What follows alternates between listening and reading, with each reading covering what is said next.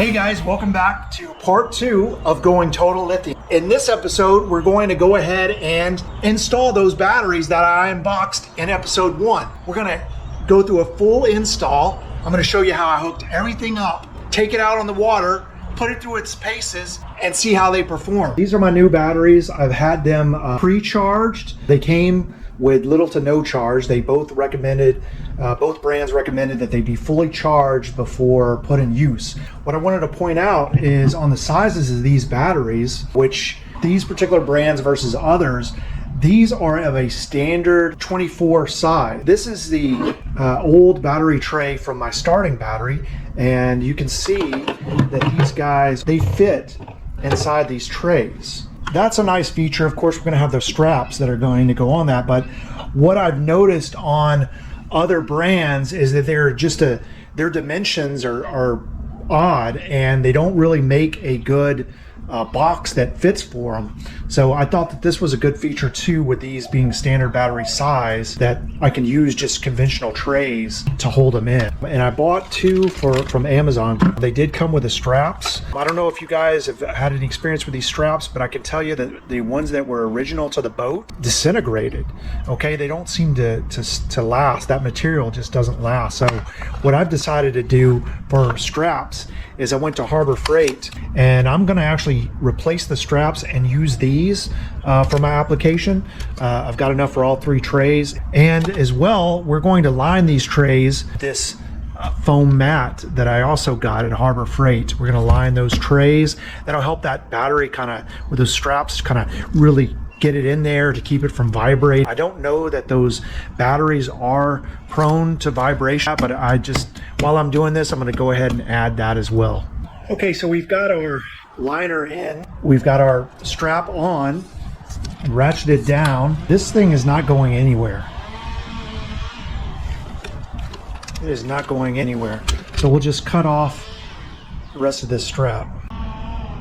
Okay, so back here in the battery compartment, this is what we've got. I've decided that I'm going to run my new batteries on this side, distributing the weight a little bit different. It means that these new batteries are going to be so light. Here's something of note, and it had a lot to do with the ultimate decision for the battery layout, is your factory harness is coming in here on these heritages. It's not actually in the best of locations because it keeps you from sliding things back into this corner. This is the proposed layout for the batteries. I went ahead and mounted my Noco Genius charger here to my deck lid. It is pretty secure. I may have to come back later and put some shims underneath that, but we're gonna run it like this and see how that works. Also did the factory harness. I kind of did a little cleanup here. And this goes to the trolling motor. This one is the accessory from the factory harness. I went ahead and put it on a switch.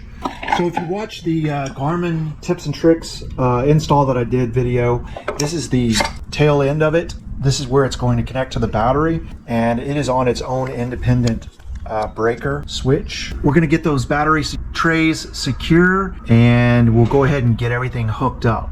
Okay, we've got everything hooked up.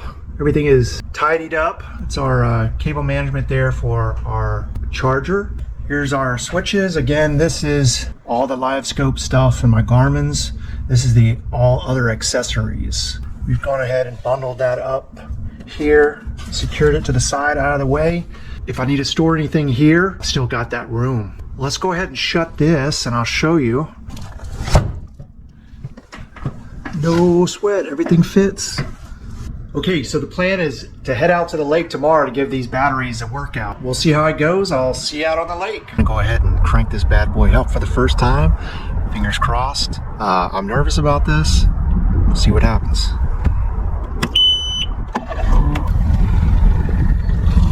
Well, there you go. She cranked up. So the plan today is to let everything run. To use the trolling motor, I'm going to use all the giraffes, live scope, you name it. We're going to see by the end of the day, granted how much time I fished, and how they're going to perform. And maybe we'll catch something, who knows. I'd say the live scope is working pretty well. All right, being that we have lightened the load in the back, let's go ahead and do a speed test. How about that? Everybody likes a speed test. Let's do it.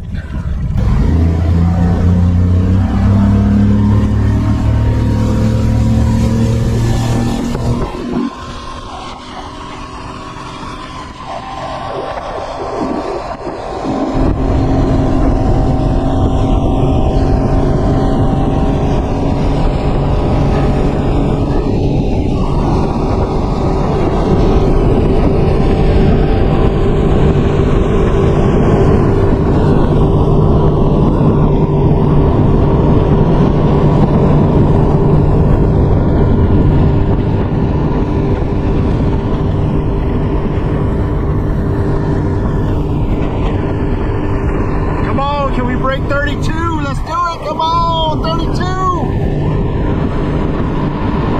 Just under 32. All right, guys. Well, I made it back on the maiden voyage on those new lithiums. And guess what? Those lithiums, they perform flawlessly. I was out all day. It's about 4:45 right now. Got on the water about 7. Did my normal routine. Fished a little bit of everything. No issues whatsoever. So when I got back from the lake yesterday, I had fish to clean, so I didn't plug this charger in, and I wanted to get a pretty accurate account of how long exactly it was going to take to charge it up. So we're gonna go ahead and start a timer here, see exactly how long these take to charge up from that days of use. So after 5 minutes, these guys are already in the 3/4 charge flash, which tells me that they all had better than half left in the batteries. Counting it down, we'll see exactly how long it's going to take. I suspect that these are going to charge at different rates, being that they're from different manufacturers. At least that was my finding when I did the initial charge. So we'll get back with those results.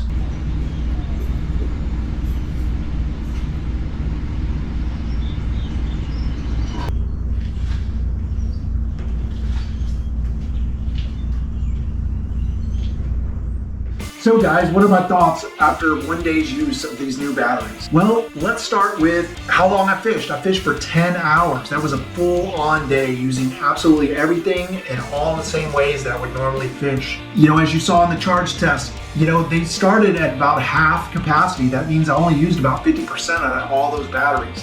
And they charged remarkably fast. I was getting about that same miles per hour as I was prior to the lithium changeover.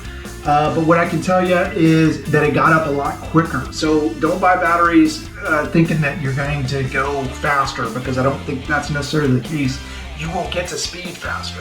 I ran a cranking battery, which a lot of people have been very hesitant to do. And admittedly, I was hesitant as well. However, I was going to give it my all during this test. And if that meant paddling back to shore, that's what I was going to do. And that's what I would have shared on this video. That did not happen.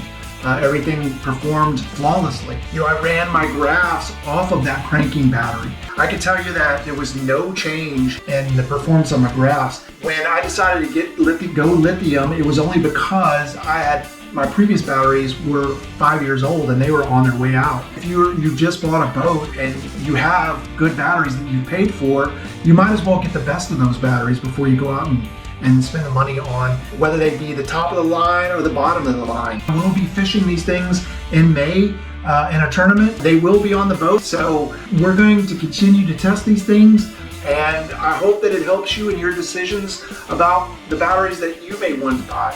Like, comment, subscribe, and we'll see you next time. Bye-bye.